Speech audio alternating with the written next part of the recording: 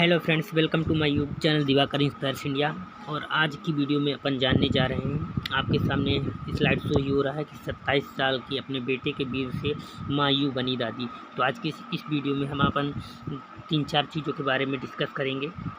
आज की इस वीडियो में मैं आपको ART तकनीक के बारे में बताऊंगा और IVF इन विट्रो फर्टिलाइजेशन के बारे में बताऊंगा, और साथ में ये भी बताऊंगा कि ये 27 साल के बेटे से एक माँ कैसे दादी बनी। चलिए तो वीडियो स्टार्ट करते हैं। आज है तारीख 21 अप्रैल 2022। तो आज की इस वीडियो को सदगुरु की एक कोटेशन से शुरू करते हैं, जो सदगुरु से मैंने उठाई है। आप जो कर रहे हैं उसको लेकर अगर आप स्पष्ट हैं कि वह आपके आसपास के हर दूसरे जीवन के लिए महत्वपूर्ण है, तो दूसरे लोगों की राय मायने नहीं रखती। मतलब आप जो काम भी कर रहे हैं, अगर उसे लेकर आप स्पष्ट हैं कि इससे आपका और आपके आसपास के दूसरे लोगों का भी कल्याण हो रहा है या उनकी भी हेल्प हो रही है, तो फिर आप उस कार्य को करिए। उस कार्य के बारे में दूसरे लोगों की राय मायने नहीं रखती कि दूसरे लोग क्या सोचते हैं।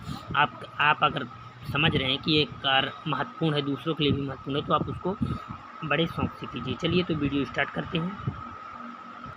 जैसा कि आपने शुरू में ही स्लाइड देखी कि स्लाइड क्या है, कैसे एक माँ दादी बनी। अपने बेटे की मौत के बाद भी एक जो है ये पाटिल साहब हैं, इनके बेटे थे, तो इनके बेटे की कैंसर की वजह से मृत्यु हो गई और इन्होंने अपनी कोशिश की वजह से फिर उसे पुनर्जीवित कर दिया। चलिए वीडियो को स्टार्ट करते हैं। ये जो है न्यूज़ मैंने BBC पत्रिका से उठाई है, 2018 की न्यूज़ है। चलिए आगे चलते हैं। तो न्यूज़ ये है कि 27 साल की मां अपने बेटे के वीर से दादी बनी। 2 साल पहले कैंसर की वजह से अपने बेटे को खोने वाली एक मां ने अपनी कोशिश से उसे पुनर्जीवित किया। ये किया कैसे? एक तकनीक होती है जिसको बोलते हैं इन विट्रो फर्टिलाइजेशन। अपन इन विट्रो फर्टिलाइजेशन को थोड़ा ये न्यूज़ डिस्कस कर ली, उसके बाद इन विट्रो फर्टिलाइजेशन पढ़ेंगे। तो पहले देखिए, ये महिला जो है पुणे की रहने वाली हैं, जो 49 वर्ष की हैं, और इनका नाम क्या है, राजश्री पाटिल, जो एक सरोगेट मदर की मदद से अपने अनब्याहे बेटे प्रथमेश के जुड़वा बच्चों को जन्म दिलाया, जिसमें ये सब जो कुछ भी हुआ तो ये चमत्कार नहीं है बल्कि विज्ञान का कमाल है, जिसने एक माँ के रूहासे चेहरे पर फिर से मुस्कुराना सिखा दिया। प्रथमेश के जुड़वा बच्चों को जन्म उनके शुक्राणुओं की मदद से हुआ, जिन्हें उनकी मौत से पहले सुरक्षित रख लिया गया था। ये सुरक्षित कहाँ रखा जाता है? तो एक बैंक होता है जिसको बोलते हैं सीमेन बैंक। उसमें किसी व्यक्ति की मृत्यु से पहले उसके सीमेन को सुरक्षित कर लिया जाता है। चलिए तो पहले डिस्कस कर लेते हैं कि सीमेन को कैसे सुरक्षित किया जाता है। तो एक ART तकनीक होती है, जिसमें ART तकनीक में IVF इंट्रासाइटोप्लाज्मिक स्पर्म इंजेक्शन जो दिया जाता है, और अंडाणु में शुक्राणु का इंजेक्शन देकर फर्टिलाइज कराया जाता है, जिससे शुक्राणु और ओवम प्रयोगशाला में भ्रूण तैयार हो जाता है और इसे फिर महिला के शरीर में इम्प्लांट कर दिया जाता है। यह प्रक्रिया कहलाती है ART तकनीक। लगे हाथ इस वीडियो में 2 टर्म समझ लेंगे आप लोग। पहला ART तो मैं आपको बता चुका, साथ में सिरोगेसी भी समझ लेंगे। तो ART और सिरोगेसी क्या है, आज की इस वीडियो में आप लोग जान जाएंगे। तो अब जान लेते हैं अपन सिरोगेसी क्या होती है। सिरोगेसी में एक दंपत्ति जो निसंतान हो या बच्चा पैदा करने में अक्षम हो, वह एक दूसरी महिला की मदद लेते हैं, जिसे सिरोगेट मदर कहा जाता है, और IVF तकनीक से इस स्थिति में उन दंपत्तियों का बच्चा पैदा होता है। चलिए अब आगे जानते हैं सीमेन को कैसे सुरक्षित किया जाता है और भारत में ART तकनीक को क्या दिशा निर्देश दिए गए हैं। तो भारत में ART क्लिनिक को दिए गए दिशा निर्देश जो हैं, दिशा निर्देश के अनुसार सीमेन बैंक जो है एक व्यक्ति या डोनर के सीमेन को स्टोर करता है। इस सीमेन का इस्तेमाल उसकी पत्नी या फिर डोनर की ओर से नामांकित कोई भी महिला कर सकती है। ART सेवा लेने के लिए महिला और पुरुष के लिए उम्र निर्धारित की गई है। महिला जो है पुरुष जो है 21 वर्ष की आयु होनी चाहिए और महिला की 18 वर्ष की आयु होनी चाहिए, जो भारत में विवाह की आयु भी मानी गई है। तो इस उम्र के व्यक्ति जो हैं शुक्राणु और अंडाणु का आदान प्रदान कर सकते हैं। तो चलिए आगे बढ़ने से पहले अपन जान लेते हैं अपन लोगों ने क्या क्या अभी तक पढ़ लिया। अपन लोगों ने पढ़ा ART तकनीक क्या होती है, उसके बाद अपन ने जाना सिरोगेसी के बारे में जाना, सरोगेसी क्या होती है। तो एक बार क्विक रिवीजन करवा देता हूँ मैं। ART तकनीक जो होती है, इसमें ART तकनीक की IVF इंट्रासाइटोप्लाज्मिक, इस पर इंजेक्शन देकर अंडाणु में जो है जो इंजेक्शन होता है, शुक्राणु इंजेक्शन देकर फर्टिलाइज कराया जाता है और शुक्राणु और अंडाणु को जो है प्रयोगशाला में एकत्र कर लिया जाता है और फिर से किसी महिला के शरीर में प्रवेश करा दिया जाता है। यह तकनीक कहलाती है ART तकनीक। और सरोगेसी क्या कहलाती है। सरोगेसी वह तकनीक है जिसमें दंपति जो निसंतान होते हैं और बच्चा पैदा करने में अक्षम होते हैं, तो उनको दूसरी महिला की मदद लेनी पड़ती है, जिसे सरोगेट मदर कहते हैं, और उसके माध्यम से IVF तकनीक के माध्यम से जो है उनको संतान की प्राप्ति होती है। तो यह कहलाती है IVF तकनीक, सरोगेसी मदर। आप जैसे आप अपने सामने एक इमेज को देख पा रहे हैं तो यही वे युवक हैं जी, प्रथमेश पाटिल जिनकी मृत्यु हो गई थी। और इनकी माँ जो हैं, इन्होंने सरोगेसी के माध्यम से IVF तकनीक की।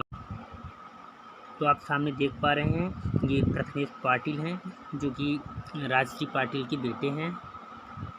तो अब आगे हम आपको एक माँ की कहानी दिखाने जा रहे हैं कि उसको कैसे अपना बेटा जो है अपनी नाती के रूप में प्राप्त हुआ।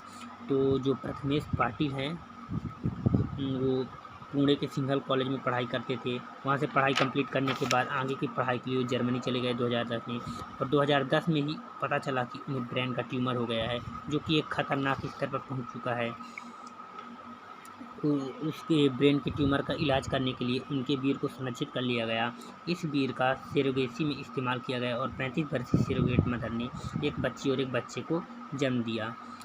राजश्री पाटिल ने BBC को बताया कि मुझे मेरा प्रथमेश वापस मिल गया। मैं अपने बेटे के बहुत करीब थी। वो पढ़ने में बहुत तेज़ था और जर्मनी से इंजीनियरिंग में मास्टर डिग्री के लिए पढ़ाई कर रहा था। उसी दौरान उसे 4थी स्टेज का कैंसर होने का पता चला। डॉक्टरों ने प्रथमेश को कीमोथेरेपी का इलाज शुरू करने से पहले वीर संरक्षित करने को कहा। उसके पश्चात उनके वीर को संरक्षित किया गया और उन्होंने वीर को संरक्षित करते समय उसका नॉमिनी जो है अपनी बहन और अपनी माता को नमूना इस्तेमाल करने के लिए अनुमति प्रदान की या नॉमिनी बनाया। और राजश्री जो थी, उनकी माता थी, उन्हें तब इस बात का अंदाज़ा नहीं था कि इसकी मदद से अपने बेटे को वापस पा सकती हैं। मृत बेटे के संरक्षित वीर को एक गैर पारिवारिक दाता के अंडाणुओं से मेल कराया गया। मेल कराने के बाद इसे एक करीबी रिश्तेदार के गर्भ में डाल दिया गया।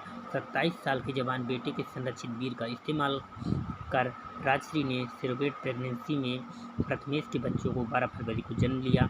और दादी राजश्री ने बच्चों को भगवान का आशीर्वाद बताते हुए पोते के नाम पर ही बेटे का नाम प्रथमेश और बेटी का नाम प्रीसा रखा। चलिए आगे बात करते हैं कि उनको अपने जो बेटे का सीमेन था कैसे प्राप्त हो, क्योंकि उनका बेटा जर्मनी में था और उसका सीमेन भी जो है जर्मनी के अस्पताल में ही संरक्षित था। तो माँ राजश्री ने अपने बेटे को वापस पाने के लिए जर्मनी तक का सफ़र तय किया। उन्होंने जर्मनी जाकर बेटे के वीर को हासिल करने के लिए सारी औपचारिकताएं पूरी की। वापस आकर उन्होंने पुणे के सह्याद्री अस्पताल में IVF इन विट्रो फर्टिलाइजेशन तकनीक का सहारा लेते हुए जो है अपने पोते को जन्म दिया। आपके सामने जो दिख रही हैं डॉक्टर सुप्रिया हैं, जो कि सह्याद्री अस्पताल में जो है IVF विशेषज्ञ हैं। उन्होंने बताया कि IVF प्रक्रिया हमारे लिए रोज़ाना का काम है, लेकिन ये मामला अनोखा था। इसमें एक ऐसी माँ की भावना जुड़ी थी जो कि किसी भी कीमत पर अपने बेटे को वापस पाना चाहती थी। पूरी प्रेगनेंसी के दौरान राजश्री का रवैया बहुत सकारात्मक रहा। तो आज की इस वीडियो में आपने बहुत कुछ सीखा। चलिए एक बार आप देख पा रहे हैं जो सामने है, ये माँ है जिन्होंने IVF तकनीक के माध्यम से अपने पोते नाती को प्राप्त किया। और ये उनका बेटा है प्रथमेश पाटिल, जो कि कैंसर की वजह से मृत्यु हो गई थी जिसकी।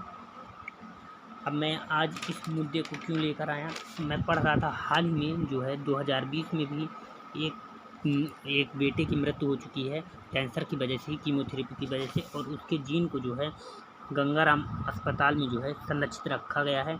और उसके माता पिता ने उस अस्पताल में जहां उसके जीन को संरक्षित रखा गया वहां से जीन की मांग की, सीमेन की मांग की। परंतु गंगाराम हॉस्पिटल के डॉक्टरों ने सीमेन को देने से मना कर दिया। चलिए इस बारे में भी जान लेते हैं सीमेन की क्या औपचारिकता होती है। तो सीमेन जो होता है सीमेन बैंक में संरक्षित रखा जाता है, सीमेन बैंक में संरक्षित रखा जाता है। और इसकी जो है सीमेन बैंक जो होता है इसकी फीस लेता है। अगर इसकी फ़ीस टाइम से नहीं दी जाती है तो वो उसके पास दो ऑप्शन रहते हैं। पहला तो ये उसे सीमेन को नष्ट कर सकता है, दूसरा ये शोध कार्यों के लिए किसी प्रमाणित संस्थान को दे सकता है। अगर डोनर की मृत्यु हो गई उस स्थिति में जो डोनर है, डोनर द्वारा नॉमिनेट व्यक्ति होता है, तो डोनर द्वारा नॉमिनेट व्यक्ति को उसके सीमेन को दे दिया जाता है संस्थान द्वारा, या फिर दूसरा विकल्प वही होता है नष्ट कर देना।